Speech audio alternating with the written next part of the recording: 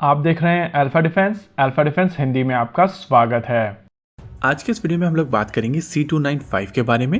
Latest update के हिसाब से इंडियन नेवी और इंडियन कोस्ट गार्ड मिलकर 15 यूनिट C295 और अक्वायर करने वाले हैं। आप सभी को याद होगा कुछ समय पहले हम लोगों ने आपको बताया था कि इंडिया 56 यूनिट C295 अक्वायर करने वाला है और इन 56 यूनिट्स में से पहले 16 यूनिट एयरबस की फैसिलिटी से डायरेक्टली फ्लाई अवे कंडीशन में अक्वायर किए जाएंगे, लेकिन बाकी के 40 यूनिट भारत में बनाए जाएंगे। जब ये डील साइन की गई थी और भारतीय वायुसेना और डिफेंस मिनिस्ट्री की तरफ से इसको लेकर अप्रूवल दिया गया था, तभी हम लोगों ने आपको ये चीज कही थी कि इंडिया के लिए ये एविएशन सेगमेंट में बहुत बड़ा स्टेप है। लेकिन अब ये जो 15 और यूनिट अक्वायर की जा रही हैं, वो चीजों को और भी ज्यादा बेहतर करेगा। पहले तो आपको यहाँ पर ये समझना पड़ेगा कि ये यूनिट है कौन सी यूनिट। बेसिकली ये मैरीटाइम सर्वेलेंस यूनिट हैं जो इंडियन नेवी और कोस्ट गार्ड के साथ में ऑपरेशनल होंगे। इन 15 में से 9 यूनिट इंडियन नेवी के पास में जाएंगी, वहीं remaining 6 unit Indian Coast Guard को दी जाएंगी। यहाँ पर चीजों के दो एस्पेक्ट हैं, एक ऑपरेशनल एस्पेक्ट और दूसरा स्ट्रेटेजिक एस्पेक्ट। सबसे पहले हम लोग बात कर लेते हैं ऑपरेशनल एस्पेक्ट के बारे में। ये चीज हम सब जानते हैं कि इंडियन ओशन रीजन में बहुत सारी सबमरीन्स और शिप्स आते रहते हैं और आने वाले समय में इनका नंबर बढ़ेगा। जिस तरीके का असर्टिव पोस्चर चाइना ने इंडियन ओशन रीजन में अपनाया हुआ है, उसके हिसाब से इंडियन नेवी को अपनी क्षमताओं में बढ़ोतरी काफी तेजी से करनी है और इसी कोशिश में इंडियन नेवी की तरफ से अपने बेड़े में कई नए सिस्टम्स पिछले कुछ समय में शामिल किए गए हैं। चाहे वो यूनाइटेड स्टेट्स ऑफ अमेरिका से अक्वायर किए गए रोमियो एंटी सबमरीन वॉरफेयर वाले हेलीकॉप्टर्स हों, सी गार्जियन ड्रोन्स हों या फिर बोइंग के P-8I नेपट्यून हों। ये चीज हम सभी जानते हैं कि इस समय Indian navy 12 unit Boeing P-8I Neptune aircraft को ऑपरेट कर रही है। इन 12 यूनिट में से 8 यूनिट का ऑर्डर शुरुआती दौर में दिया गया था और बाद में 4 यूनिट का फॉलो ऑन ऑर्डर दिया गया था।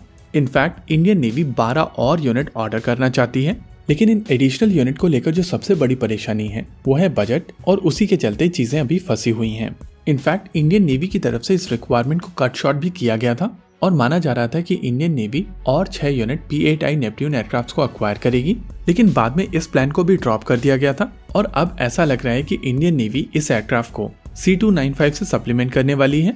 शुरुआती दौर में इंडियन नेवी ने जब P-8I नेपट्यून एयरक्राफ्ट को अक्वायर किया था तो इसके साथ कंपटीशन में एयरबस की तरफ से C295 बेस्ड MPA डाला गया था, यानी कि मैरीटाइम पेट्रोल एयरक्राफ्ट।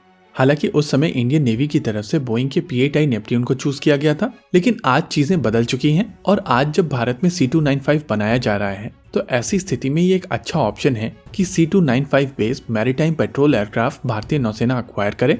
आप सभी को याद होगा एरो इंडिया 2021 के बाद में हम लोगों ने आपको बताया था कि DRDO की तरफ से सेंसर्स प्रपोज किए गए हैं C295 को लेकर, और इन सेंसर्स के प्रयोग से यह एयरक्राफ्ट मैरीटाइम सर्वेलेंस कर सकेगा।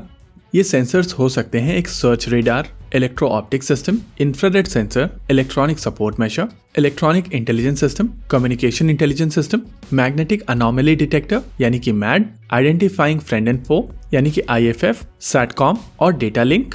इन थ्योरी ये सिस्टम वो सारे सेंसर्स कैरी कर सकता है जो बोइंग के P-8I नेपट्यून में है, लेकिन बोइंग के P-8I नेपट्यून के पास में एडिशनल रेंज और ज्यादा पेलोड कैरी करने की क्षमता है।